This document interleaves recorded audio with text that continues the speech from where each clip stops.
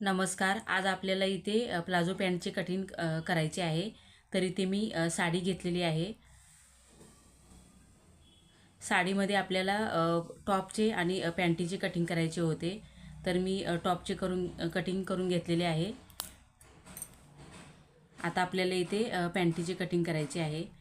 तर इथे मी उलट्या साईडून चॉक मारून घेते. त्याच्यानंतर डबल फोल्ड करून घेते पॅन्टीची कटिंगसाठी. 9 वर्षाची मुलगी आहे, त्याच्यासाठी आपल्याला इथे पॅन्टीचे कटिंग करायचे आहे. तर सीट घेरच्या प्रमाणे आपल्याला इथे कमरेचे आणि हिपचे माप टाकून घ्यायचे आहे. तर सीट घेर आहे 30 इंच. इथे मी वरच्या साईडला इलास्टिक टाकून घेणार आहे. त्याच्यासाठी मी 1.5 इंचावर माप टाकून घेतलेले आहे.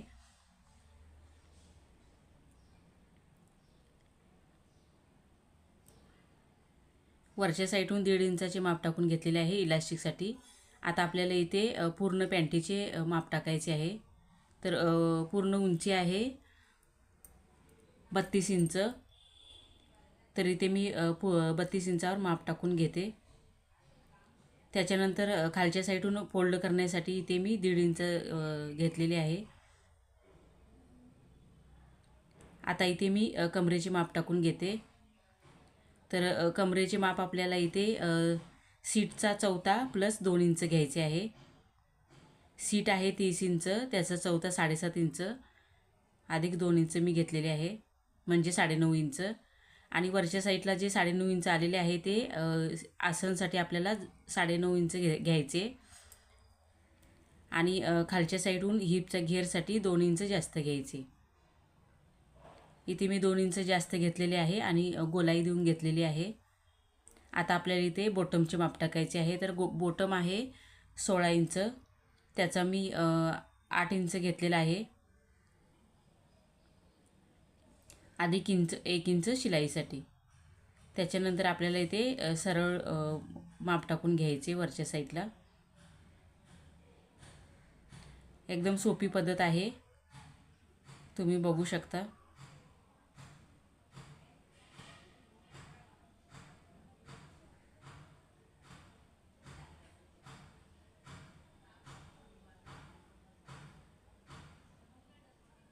इथे मी पॅन्टीची कटिंग करून घेतलेले आहे.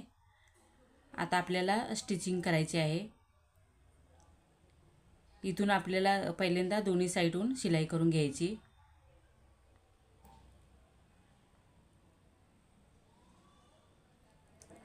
आता इथे तुम्हाला दाखवते प्लाझो पॅन्टीची स्टिचिंग कसे करायचे ते.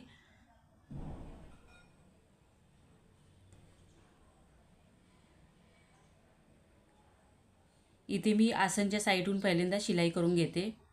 अर्धा इंचाची शिलाई घ्यायची आहे, डबल शिलाई देऊन घ्यायची.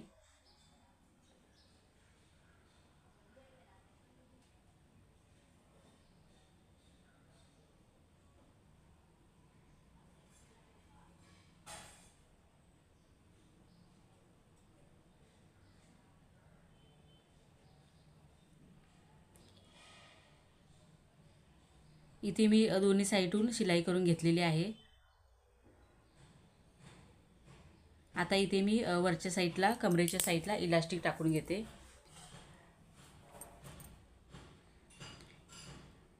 इथे मी 1 इंचाचे इलास्टिक घेतलेले आहे.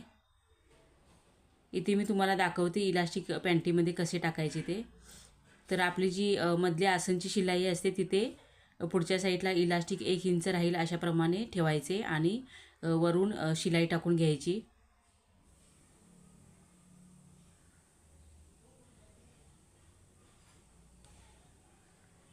त्याच्यानंतर वरच्या साईडला आपण 1.5 इंच जास्त ठेवले होते ते फोल्ड करून घ्यायचे आणि आपला जो काठ असतो, कपडा असतो, त्याच्यावर शिलाई करून घ्यायची, जेणेकरून इलास्टिकवर शिलाई आली नाही पाहिजेत.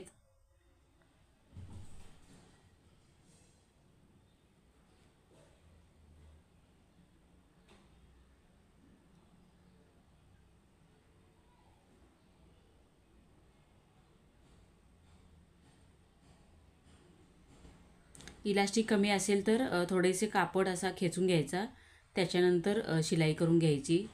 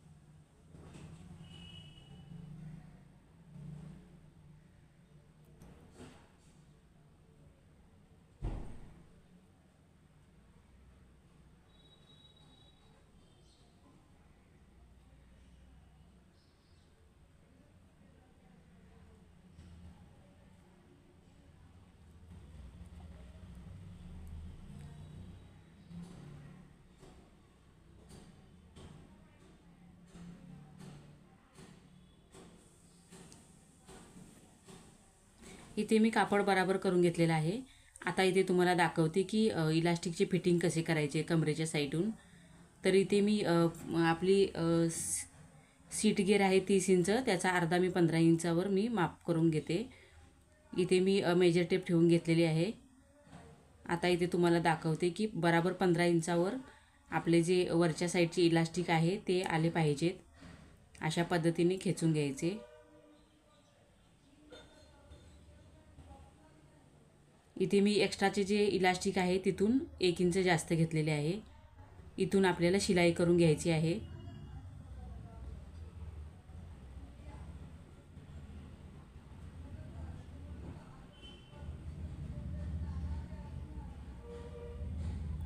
त्याच्यानंतर वरच्या साईडहून डबल शिलाई करून घ्यायची, म्हणजे इलास्टिक व्यवस्थित बसेल अशा पद्धतीने.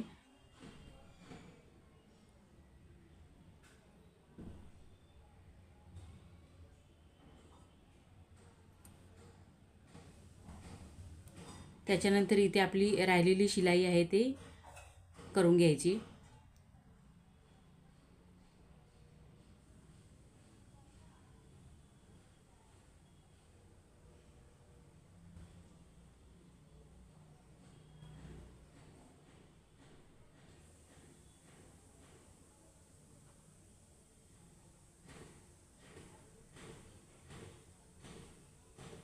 इथे कापड व्यवस्थित करून घ्यायचा. त्याच्यानंतर वरच्या साईडहून शिलाई देऊन घ्यायची इलास्टिकवरती.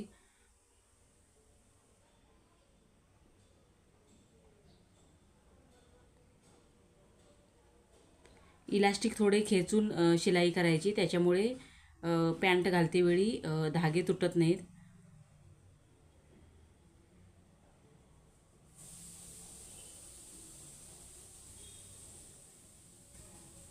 इथे मी इलास्टिक टाकून घेतलेले आहे. आता आपल्याला बॉटमच्या साईडहून फोल्ड करून घ्यायचे आहे. इथे मी खालच्या साईडहून अर्धा इंचाची शिलाई करून घेते.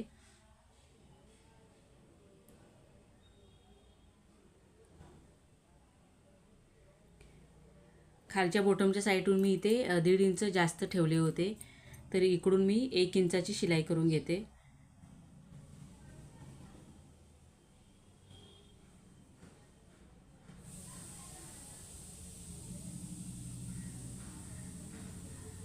अशा प्रकारे दोन्ही साईडला आपल्याला इथे शिलाई करून घ्यायची आहे.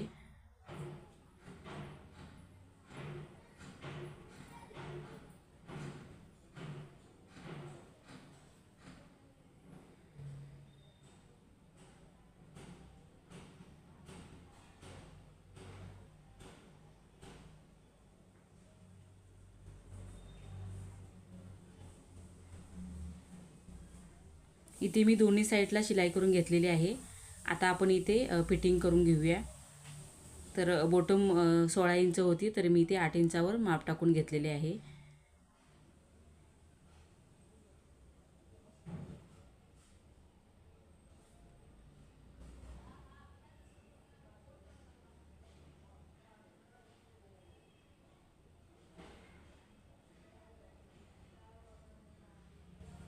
एकदम सोपी पद्धत आहे प्लाझो कटिंगची आणि स्टिचिंगची. जास्त वेळ नाही लागत. जास्तीत जास्त 15 ते 20 मिनटं कटिंग आणि स्टिचिंगसाठी लागतात.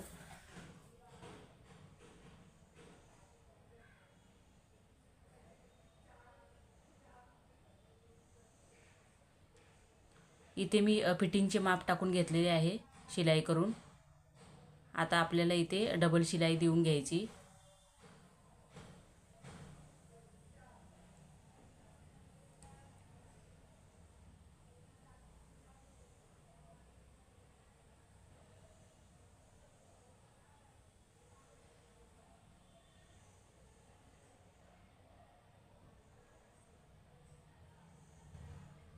इथे मी डबल शिलाई देऊन घेतलेली आहे. इथे आपली प्लाझो पॅन्ट शिवून तयार झालेली आहे, तुम्ही बघू शकता.